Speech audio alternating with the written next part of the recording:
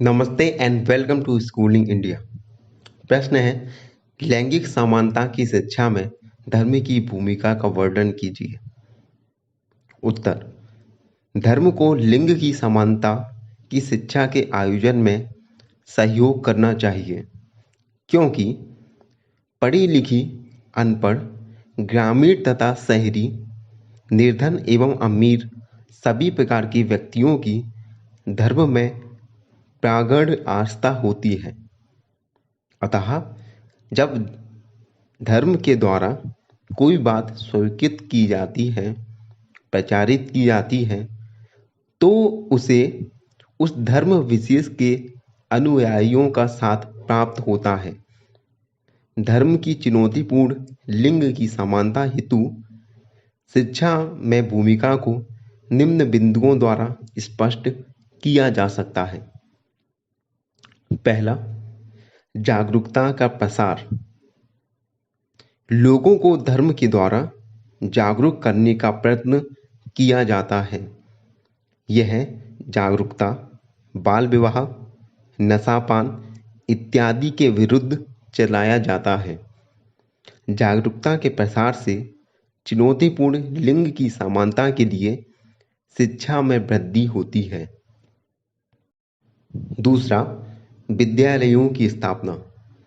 धार्मिक स्थल पर लोग आस्थावश बड़े बड़े उपहार, सोना चांदी और अन्य महंगी चीज़ें चढ़ाते हैं, दान करते हैं, जिनका उपयोग अब धार्मिक ट्रस्ट और सोसाइटी, विद्यालयों, चिकित्सालयों इत्यादि जनहित के कार्यों को करने में करते हैं।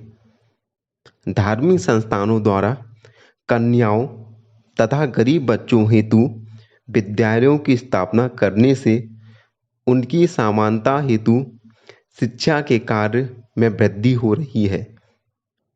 तीसरा, सामाजिक कुरीतियों तथा भेदभावों को गैर धार्मिक घोषित करना।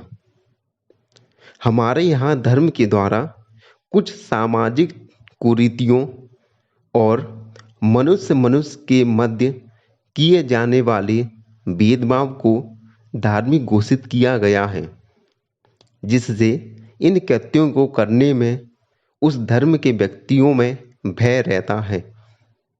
कन्याओं की भ्रूण हत्या तथा शिशु हत्या, बाल विवाह तथा दहेज प्रथा आदि को सभी धर्मों में कुत्सित माना गया है, जिस कारण इन कृत्यों का संपादन लोग चोरी छुपे भले ही करें, अन्यथा उन्हें धर्म से बहिष्कृत होना पड़ेगा। इस प्रकार धर्म के इस कार्य द्वारा चुनौतीपूर्ण लिंग की समानता की शिक्षा में वृद्धि हो रही है। चौथा, कर्म के सिद्धांत की प्रतिष्ठा।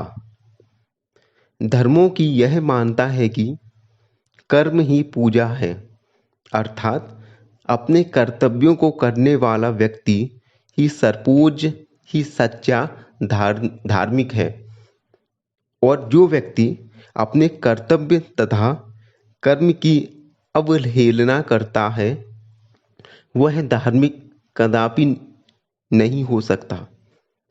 कर्म प्रधान धर्म से अनुप्राणित समाज में लैंगिक भेदभाव नहीं होंगे, क्योंकि वहाँ पर कर्म की संस्कृति होगी। ऐसे में स्त्रियों को सभी प्रकार के अधिकार तथा स्वतंत्रताएं प्राप्त होंगी, जिससे उनकी शिक्षा में भी वृद्धि आएगी। पांचवा, स्त्रियों की सहभागिता तथा आदर द्वारा।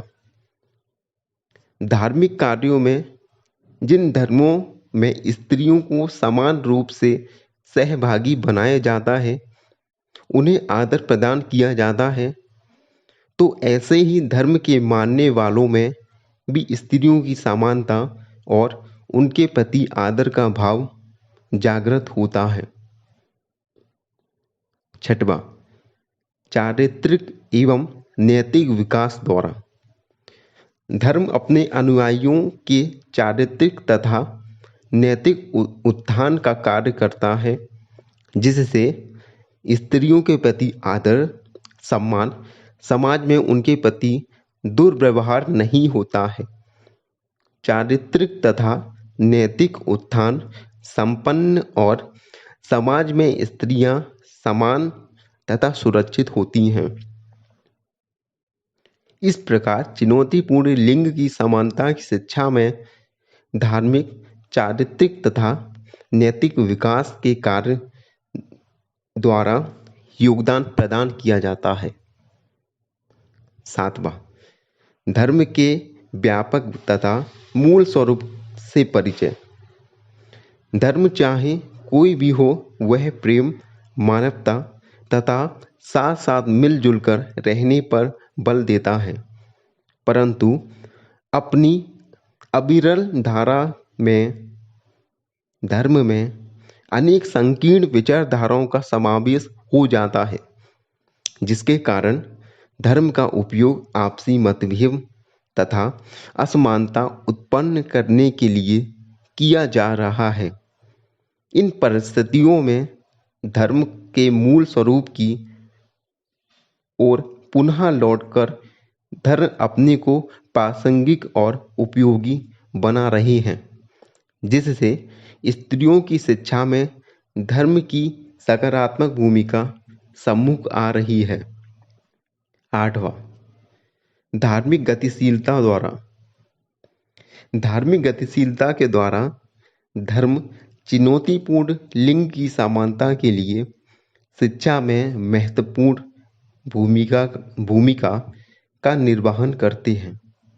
धार्मिक गतिशीलता से तात्पर्य है कि धर्म में निहित बुराइयों, आडंबरों और अवरोधक तत्वों को समाप्त करके उनके स्थान पर धर्म को व्यक्ति के जीवन और गतिशीलता का अंग बना लेना। गतिशीलता के द्वारा धर्म स्त्री हो या पुरुष, दोनों को ही समान महत्व प्रदान करते हैं। धन्यवाद।